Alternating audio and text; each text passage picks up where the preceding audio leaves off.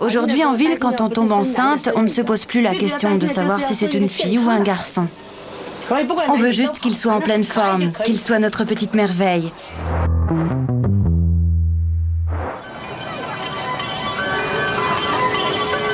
Shanghai, le studio Vénus, l'un des plus célèbres studios spécialisés dans les photos de mariage. Une mode qui fait fureur en Chine communiste.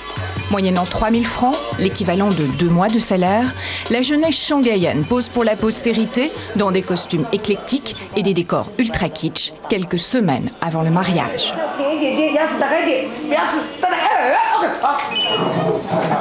Mali est comptable. Comme des millions de Chinois, elle n'aura le droit de faire qu'un seul enfant, surpopulation oblige.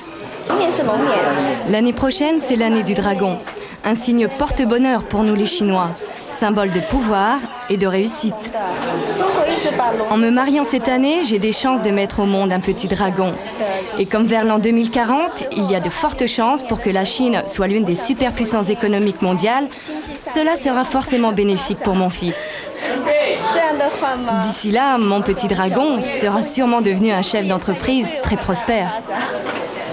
Et ils sont des millions de Chinois comme Mali à rêver à la réussite de l'enfant unique que leur impose la loi depuis 1978. Ils sont prêts à tout pour réussir ce bébé en or. Ici, dans ce centre du planning familial de Shanghai, on propose bien sûr aux couples ayant déjà eu un premier bébé toute une panoplie de contraceptifs pour éviter l'irréparable, la deuxième grossesse. Mais on propose aussi aux jeunes mariés des cours d'éducation sexuelle pour apprendre à fabriquer dans les meilleures conditions leur bébé unique. Aujourd'hui, vous allez voir un programme spécialement destiné aux futurs parents. Nous allons vous montrer les principaux comportements sexuels à adopter à la maison pour avoir un maximum de chances de réussir votre petit trésor.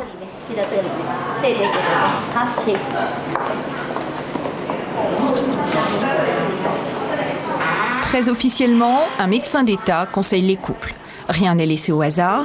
Première règle, reconstituer une atmosphère propice à la conception du bébé idéal. D'abord, ce soir-là, il faut commencer par prendre une douche. Choisir un week-end de préférence pour pouvoir flâner au lit le lendemain. Il vaut mieux être bien reposé et que la maison soit bien rangée, surtout pas de fouillis. Évitez aussi d'avoir à faire la lessive juste avant, ça casserait l'atmosphère. Mettez plutôt le plus joli de vos pyjamas. À l'aide de croquis, le docteur Lan passe même en revue les positions les plus efficaces pour obtenir une fécondation. Nous, on rêve de faire, comment vous dire, le plus tonique, le plus intelligent des bébés chinois. Mais pour atteindre notre objectif, on ne sait pas très bien comment s'y prendre. Alors on vient ici pour acquérir des connaissances sur la sexualité adéquate. Évidemment, on pourrait apprendre tout cela auprès d'amis ou bien dans les magazines. Mais ce n'est pas toujours très fiable. En tout cas, c'est loin d'être scientifique.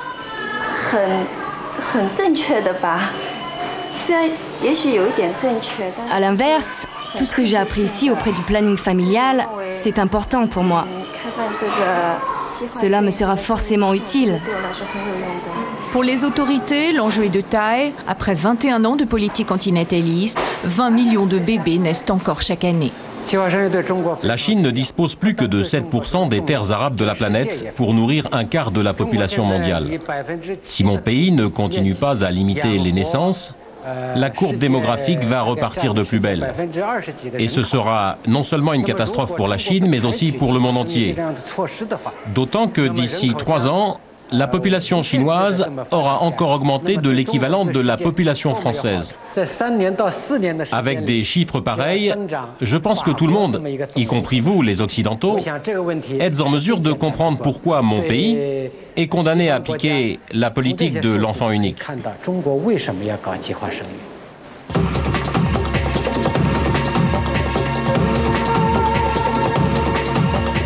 Résultat, en Chine, l'enfant unique est un bien précieux.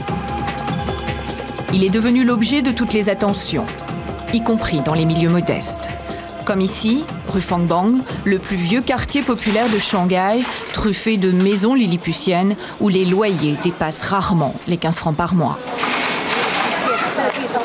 La famille Wang réside ici depuis 3 générations. Anne a 9 ans, Li Ping, la mère, est institutrice, le père est couturier à domicile.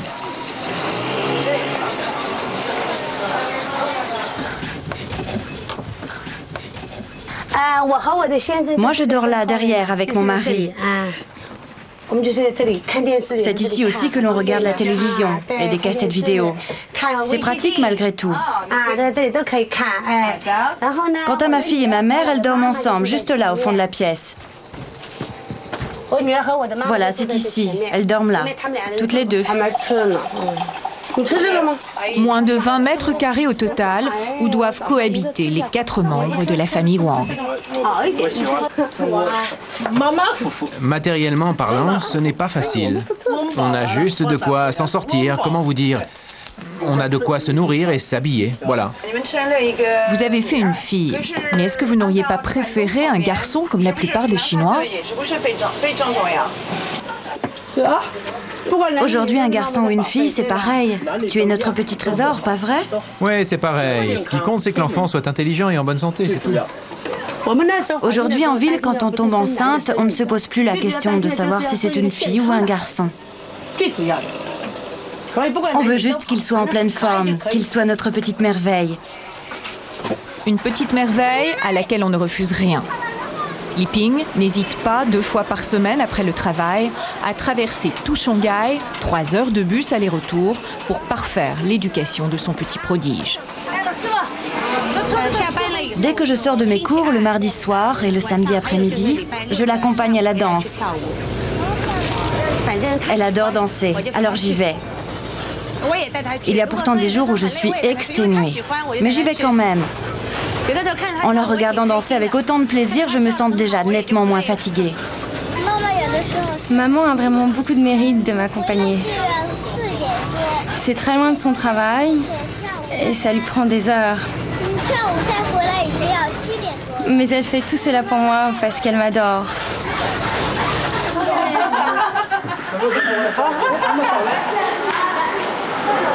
Dans toutes les villes chinoises désormais, des centres de loisirs ultramodernes comme celui-ci proposent toute une panoplie de distractions pour enfants uniques.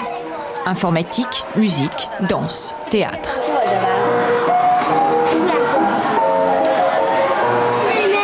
Ici, vous avez tout le monde. Il y a des pères et des mères, et puis aussi des grands-pères et des grands-mères.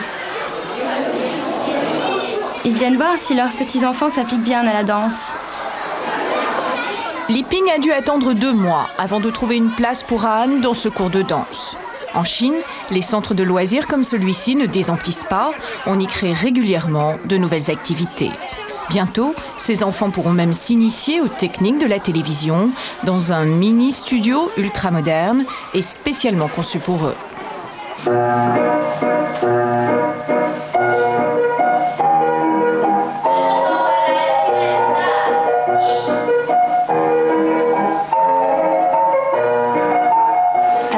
Toutes ces familles qui sont ici dépensent en moyenne 800 francs pour l'éducation et les loisirs de leurs enfants.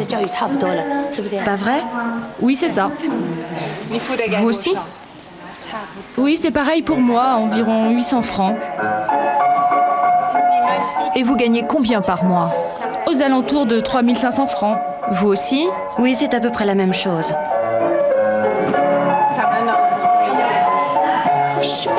Ma mère, combien elle dépensait pour moi lorsque j'étais petite? Des broutilles, 2-3 francs, pas plus. Juste ce qu'il fallait pour se nourrir et s'habiller. Et pourtant, moi aussi, je rêvais de prendre des cours de danse. Mais c'était impensable pour ma mère à l'époque. Elle avait tout juste de quoi joindre les 2 bouts. Rien à voir avec les gamins d'aujourd'hui. Ils peuvent prendre des cours de ceci, des cours de cela. Ils sont vraiment très gâtés, nos enfants, désormais. Et de plus en plus cultivés.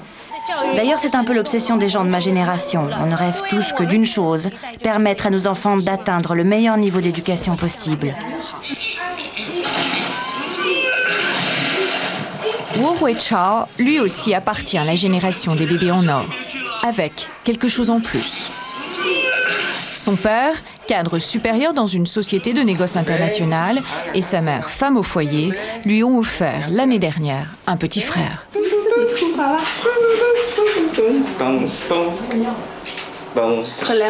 Nous avions envie d'une fille. Nous avions déjà un fils. C'est comme cela que le deuxième bébé est arrivé.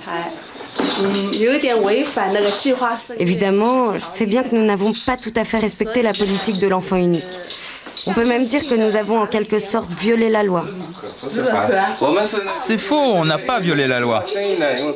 Car en Chine, si l'on fait un deuxième bébé, il y a possibilité de s'arranger. Il suffit de payer une taxe à l'État. C'est prévu par la loi. L'amende est proportionnelle au revenu. Au début, ils m'ont réclamé 38 000 francs. En réalité, je n'ai versé que 8 000 francs car mon niveau de vie a baissé entre-temps. On a tout calculé, bien avant la naissance de notre deuxième fils. Sa venue au monde ne devait surtout pas mettre en péril notre confort matériel à tous les trois. Si nous avions dû nous serrer la ceinture, nous n'aurions jamais fait ce bébé-là. En plus de ses cours d'anglais et d'informatique, Rui Chao prend des leçons particulières d'accordéon. Qu'est-ce que ça te fait d'avoir un petit frère? Je suis très heureux. Et pourquoi? J'ai l'impression, comment dire, d'avoir une chose en plus par rapport à mes petits camarades de classe, qui se sentent un peu seuls. Donc tu ne ressens plus la solitude? Non. Pour moi, c'est le bonheur. Avant, j'ai connu la solitude, quand je rentrais à la maison et qu'il n'y avait personne. Afin d'éviter ce type d'entorse à la loi et inciter les parents à accepter plus facilement l'idée de se contenter d'un seul enfant, les autorités ne reculent devant rien. À grand renfort d'exposition, elles invitent les couples à faire l'amour pour l'amour et non plus uniquement pour procréer. Une nouvelle révolution culturelle dans un pays où sexe et plaisir, il n'y a pas si longtemps, étaient encore des mots tabous. Je suis en train d'apprendre comment atteindre l'orgasme et quel type de rapport je dois avoir avec mon mari pour découvrir ces zones érogènes. Je viens juste de découvrir tout cela, là, en regardant cette exposition. Est-ce que ça veut dire qu'en rentrant à la maison, vous allez changer votre comportement sexuel? Vous allez modifier vos habitudes? Nous, les Chinois, sommes encore très pudiques en la matière. Je verrai peut-être si certaines choses me correspondent. Pour moi, la réussite de la politique de limitation des naissances est intimement liée à la découverte du plaisir et de la jouissance. Il faut faire comprendre aux couples que s'ils font plusieurs enfants, ce sera forcément au détriment de leur vie sexuelle. Résultat, depuis 2 ans, les centres du planning familial ressemblent de plus en plus à de véritables sex shops. Les médecins y proposent biberons, pilules et stérilets, mais aussi les dernières nouveautés en matière de jeux érotiques. Et ces choses-là, ce n'est pas dangereux pour la santé de mon mari? Mais non, ça ne présente aucun danger, soyez rassurés. Au contraire, ça lui fera même du bien. À quelques mètres du comptoir, les enfants uniques attendent sagement que leurs parents aient fini leurs achats pour aller passer leur visite chez le pédiatre. Ça te ferait plaisir, un petit frère ou une petite sœur? Avant, j'en avais envie, maintenant, j'en veux plus. Et pourquoi tu n'en veux plus? C'est pas que j'en veux plus du tout, mais mes parents m'ont acheté une colombe. Alors maintenant, je m'occupe de ma colombe.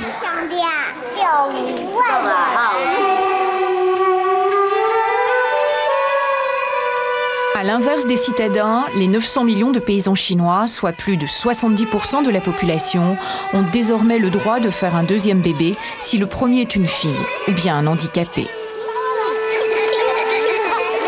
En 1984, le régime a dû assouplir sa loi parce que dans les campagnes, on n'hésitait pas à sacrifier son premier bébé si c'était une fille. Il fallait un fils à tout prix pour travailler la terre et pouvoir compter sur lui le jour de la retraite. Chez nous, on n'a pas commis d'infanticide. Mais il y avait beaucoup de familles à l'époque qui se débarrassaient de leurs fillettes dès la naissance. On les étouffait sous l'eau. Sous l'eau? Oui, on les noyait. Tais-toi, ne leur dis pas des choses pareilles. La famille Li est une famille de paysans modèles. Ils ont 2 enfants, conformément à la loi en vigueur dans les campagnes. Chun-Yen, la fille aînée, s'est mariée l'année dernière et elle est enceinte de 6 mois. Mais contrairement à ce qui se passe dans les grandes villes du littoral, ici, l'éducation sexuelle dispensée par le planning familial est réduite au strict minimum. Avant le mariage, vous saviez comment faire des enfants? Non, pas vraiment. Tout cela, c'était très flou dans ma tête. Vraiment flou. Ils m'ont juste donné un livre qu'ils m'ont conseillé de lire attentivement pour y trouver quelques informations. Mais en fait, ils ne m'ont jamais vraiment clairement expliqué les choses. Et le plaisir. Vous savez ce que c'est? Non. Non, je ne sais pas. En tout cas, ça n'est pas clair dans mon esprit. Et puis, ça nous rend mal à l'aise, nous, les paysans, de parler de ces choses-là. Ce n'est pas comme pour vous, les étrangers. Ici, ça reste tabou, car les campagnes, en réalité, sont moins ouvertes qu'on ne le pense. On est resté très conservateur. Et alors? Eh bien, on est assez ignorant en la matière. La seule solution, c'est d'apprendre par soi-même, au hasard.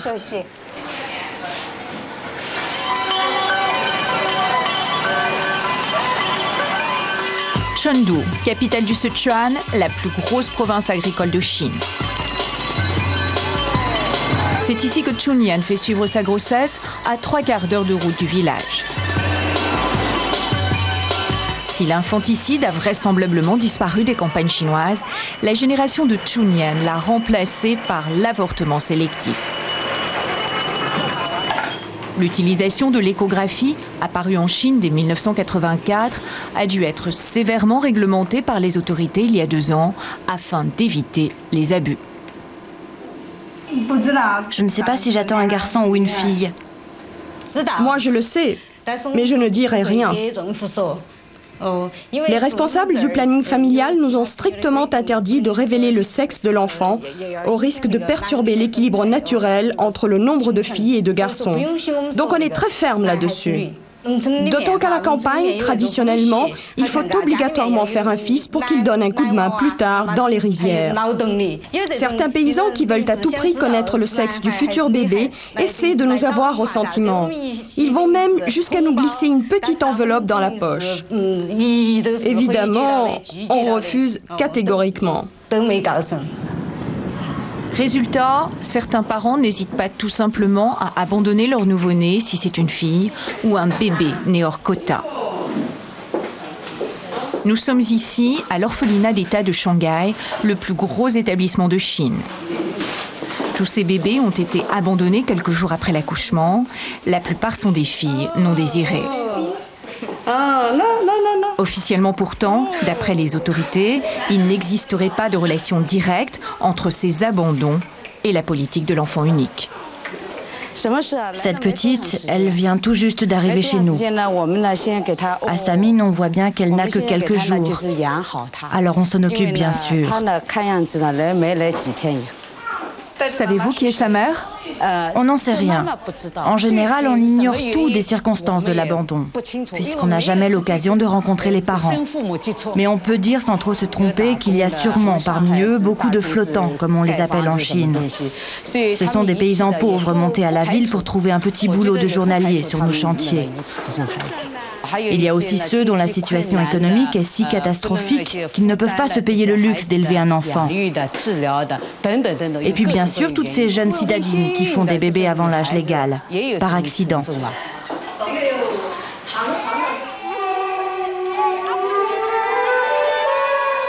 Mais il est une population encore plus inaccessible, restée souvent dans l'ignorance des lois édictées par Pékin. Les minorités ethniques, 5% seulement de la population, une 60aine de millions d'individus au total. Françoise est française, elle dirige une association d'aide aux enfants. Il y a 3 ans, elle a découvert le peuple Miao de la province du Guangxi, l'une des régions les plus pauvres de Chine.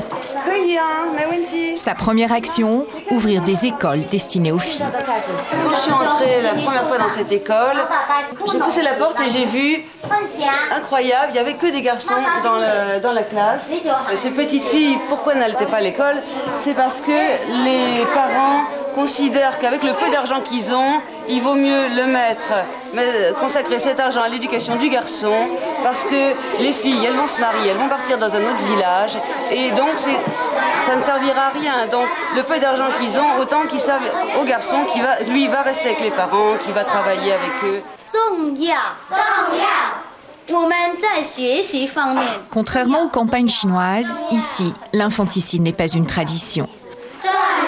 Dans ces montagnes escarpées, auxquelles on n'accède qu'à pied, on ignore tout simplement la loi sur le contrôle des naissances. Pour les minorités, la famille, c'est la survie du groupe, de l'ethnie, alors on fait des bébés sans compter. Elles ont combien de frères et sœurs? Elle en a 5. Elle en a 6. Elle aussi 5. Elle en a 7. Celle-ci en a 5. Elle, 3. Et celle-là, 7. Elle en a 3. Elle, 4. 5. Elle en a 7. 2.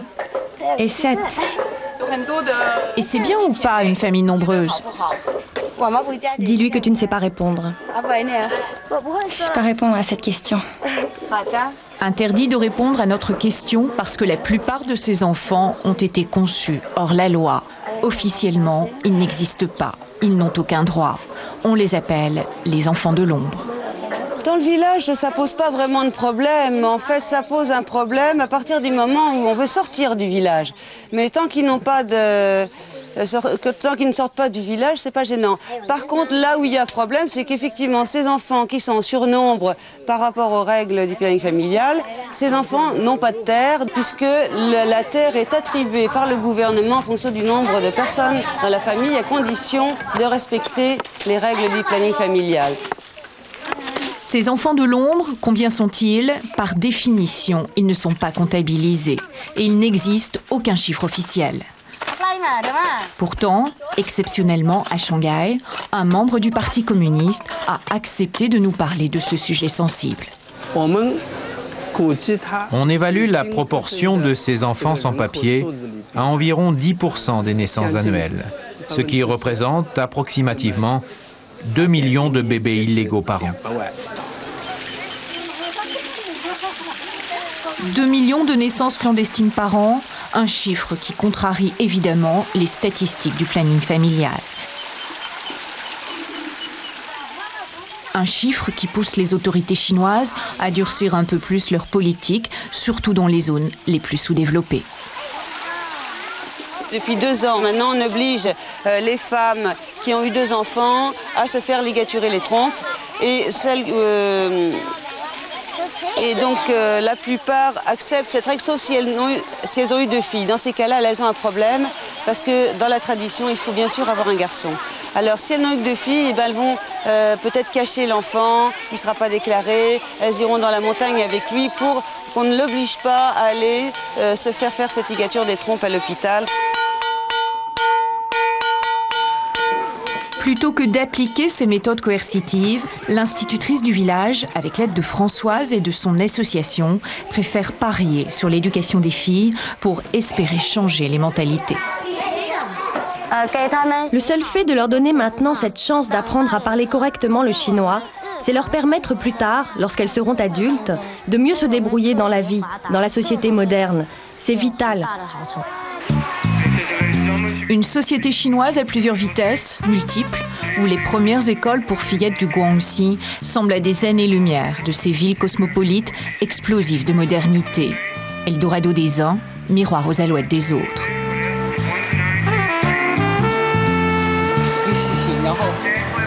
À Shanghai, les premiers bébés en or ont aujourd'hui 21 ans. Trop à l'étroit dans la Chine de leurs parents, mais bien dans leur peau, ils sont déjà un peu les mutants de la Chine de demain. La vie de mes parents n'a rien à voir avec la mienne.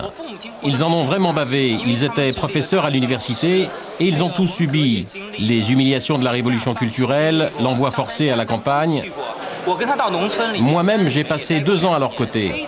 Je sais ce qu'ils ont enduré, c'était un vrai cauchemar. Ce que je trouve de bien dans la société actuelle, c'est qu'elle permet à l'individu de s'épanouir pleinement, de se réaliser comme il l'entend. Moi et ma copine, on est plutôt individualistes. Alors je pense qu'on n'aura sans doute jamais d'enfants. D'autant qu'on est totalement absorbé par notre travail et que les pressions de la société sont de plus en plus grandes. Notre obsession, c'est de gagner de l'argent, beaucoup d'argent, pour en profiter au maximum. Alors avec un enfant, j'en suis convaincu, jamais je ne parviendrai à réaliser tous mes rêves. Dans les grandes villes, la politique de l'enfant unique a donc été efficace, trop efficace même.